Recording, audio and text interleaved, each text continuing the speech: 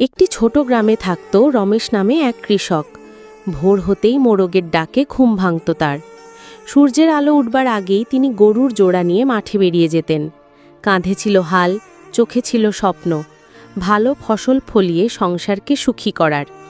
রোদে পুড়ে, ঘামে ভিজে, মাটির সঙ্গে লড়াই করেও রমেশ হাসি মুখে কাজ করত। গ্রামের লোকজন বলতো, কৃষকের কষ্ট কখনো শেষ হয় না। তবু রমেশের বিশ্বাস ছিল, মাটির প্রতি ভালোবাসা কখনো বিফলে যায় না। মাসের পর মাস পরিশ্রমের পর যখন মাঠ জুড়ে সোনালি ধান দুলতে লাগল, রমেশের মন আনন্দে ভরে উঠল। সে বুঝল, ঘামের প্রতিটি ফোঁটা আসলে আশীর্বাদে রূপ নিয়েছে। ফসল কেটে ঘরে তুলতে তুলতে সে হাসল আর বলল, কৃষকই দেশের আসল ভরসা, আমাদের শ্রমেই সবার জীবন চলে। वीडियो को पहले लाइक करो, उसके बाद इसको एक बार पेश करो। जादू देखो।